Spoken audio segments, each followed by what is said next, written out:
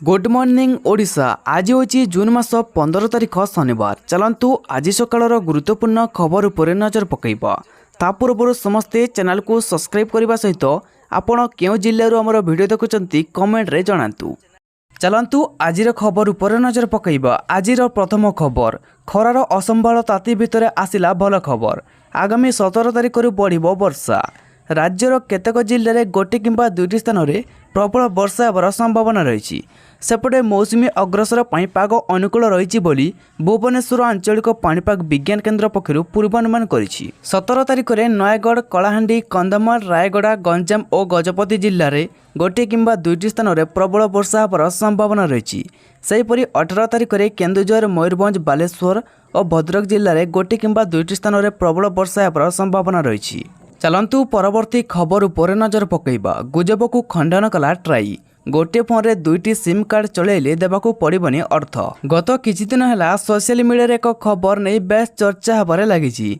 Mobile phone रे एकाधिक SIM card व्यवहार कले अर्थ गणिबाकू पड़िबो बोली सेतिरे कुहा जाउथिला। तेबे एहा मध्य रे आसीछि एक अस्वस्तिकर खबर। एही गुजब को खंडन करिछि ट्राई। एहार कोनोसी सत्यता नथिबा कुहा जाउछि।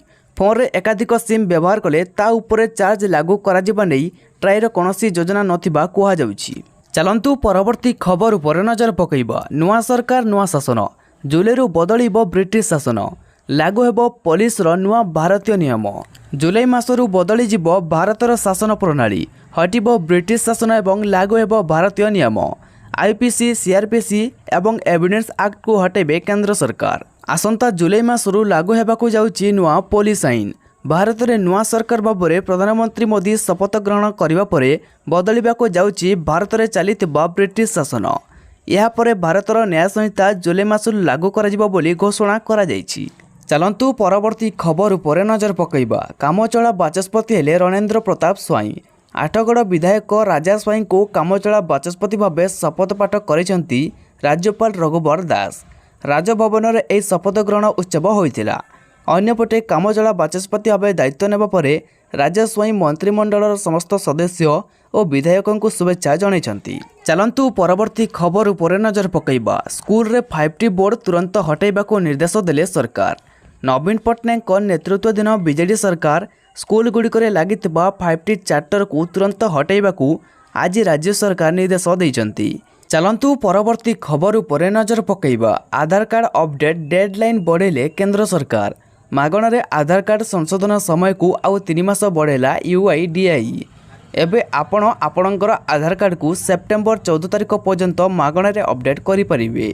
एथिपाई कोनोसी चार्ज देबाकू पड़िबो नाही। चलंतु परवर्ती खबर उपरे नजर पकईबा। जून 28 जाए बढ़िला ग्रीष्म छुट्टी। उत्तर प्रदेश रे भीषण गरम को दृष्टि रखी ग्रीष्म छुट्टी वृद्धि करा जायछि। जून 24 पर्यंत प्राथमिक विद्यालय गुड़िकर छुट्टी वृद्धि करचंती उत्तर प्रदेश सरकार। सेहीपरि छात्र छात्री जून 28 तारिख पर्यंत स्कूल बंद रहिबो। ए संबंध में स्कूल शिक्षा महानिर्देशक कंचन वर्मा सूचना दैछंती। चलंतु परवर्ती खबर उपरे नजर पकईबा। पुणी थरे हांगकांग को टपी विश्वर चतुर्थ बृहत्तम स्वार बजार है भारत। पुणी थरे हांगकांग को टपिला भारतीय स्वार बजार। चलित वर्ष द्वितीय थर पर हांगकांग स्वा बजार को पछरे पकई बॉम्बे स्टॉक एक्सचेंज BSE विश्वर चतुर्थ बृहत्तम स्वा बजार होइछि। चलंतु परवर्ती खबर उपरे नजर पकईबा। धानर MSP प्राय 1000 टंका वृद्धि। गतकाली राज्यर कृषक मानक सशक्तिकरण निमंते ओडिशा राज्य सरकार एक समृद्धि कृषक नीति आसिबा नै मत प्रकाश करिसेंती गणमाध्यम सम्मुखरे। चाषी को दि जाइथिबा प्रतिश्रुति अनुଯାयी गतकाली सरकार धानर सर्वनिम्न सहायक मूल्य क्विंटाल पिछा 3100 टंका को वृद्धि कराजिबा बोली कहिसेंती। एहारी मध्यरे वर्तमान नुआ सरकार गठन हेबार किछि दिन मध्यरे धानर MSP प्राय 1000 टंका को वृद्धि नहीं कराजिथिबा घोषणा खबर प्रकाश हेबा परे कृषकଙ୍କ मध्यरे खुशीर लहरी खेली जाइछि। चलंतु परवर्ती खबर उपरे नजर पकईबा। कृत्रिम मिठारू वृद्धि पाउछि हृदघात आशंका। विश्व स्वास्थ्य संगठन देला चेतावनी। चलंतु परवर्ती खबर उपरे नजर पकईबा। पुणे कंदाइबो पियाज दर। मात्र एक सप्ताह भितर पियाज दर किलो पिछा 10 टंका वृद्धि पाइलानी। खुचरा बजार में बड़ पियाज दर किलो पिछा 35 रु 40 टंका छुईची। गोटे पटे आलू दर सह पियाज दर किंतु आकाश छुआ हेबारे लागिछि। चलंतु परवर्ती खबर उपरे नजर पकईबा। आंध्र प्रदेश रे मंत्री माननकु विभाग बंटन। मुख्यमंत्री नायडू पाखरे लॉ एंड ऑर्डर मंत्रालय। आंध्रप्रदेश रे एनडीए को पूर्ण बहुमत मिलिबा परे एन चंद्रबाबू नायडू जून 12 मुख्यमंत्री भाव शपथ नहीं। यापर गतकाली बा शुक्रवार मंत्री मानक विभाग बंटन करा जायछि। चलंतु परवर्ती खबर उपरे नजर पकईबा। एका संगे अनेक फीचर आनिला व्हाट्सएप। नॉइज कलेक्शन सह ऑडियो सह स्क्रीन शेयरिंग, ता सहित वीडियो कॉल रे अधिक लोक संजोग, स्पीकर स्पॉटलाइट, उन्नत ऑडियो और वीडियो क्वालिटी। चलंतु परवर्ती खबर उपरे नजर पकईबा। 46,000 कनेस्टेबल पदवी पाई बड़ नियुक्ति। पुलिस सेवा पाई सुवर्ण सुजोग।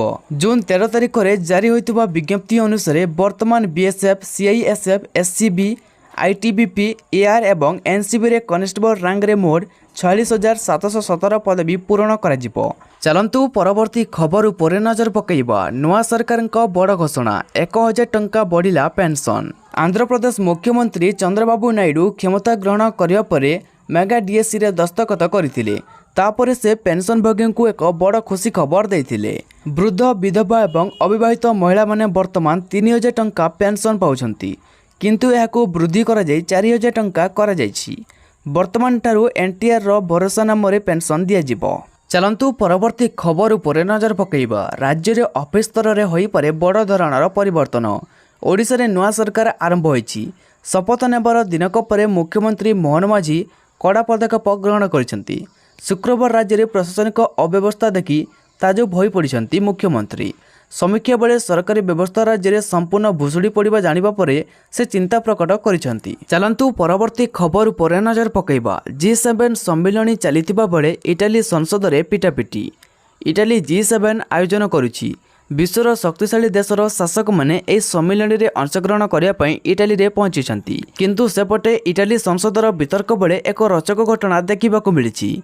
सांसद माने परस्पर को पिटापिटी करिथिबार दृश्य सोशल मीडिया रे भाइराल हेबाकू लागिछि। चलंतु परवर्ती खबर उपरे नजर पकईबा। बाबर आजम समेत पूरा टीम जिबे जेल। भारत ठारू पराजित हेबा परे पाकिस्तान रे रुजु होइतला देशद्रोह मामला। पूरा टीम जेल जिबा स्थिति को आसीछि। पाकिस्तान जड़े वकील समस्त खेलाड़ी समेत कोच एवं टीम मैनेजमेंट विरुद्ध रे देशद्रोही मोकदमा करिसेंती। पूरा टीम उपरे देश को धोखा देवार अभियोग आनिछंती। चलंतु परवर्ती खबर उपरे नजर पकईबा। इटाली रे प्रधानमंत्री मोदी 50तम G7 सम्मिलनी रे जोग देबे। G7 शिखर सम्मिलनी रे जोग देबाकू इटाली रे प्रधानमंत्री नरेंद्र मोदी पहुंचिछंती। तृतीय थर पई प्रधानमंत्री भाव शपथ नेबा परे यह मोदींकर प्रथम विदेश इटाली गस्त। इटाली प्रधानमंत्री जॉर्जिया मेलोनी निमंत्रण रे इटाली जाइछंती प्रधानमंत्री मोदी। चलंतु परवर्ती खबर उपरे नजर पकईबा। राज्य सरकार पक्षरु नियुक्ति सुजोग।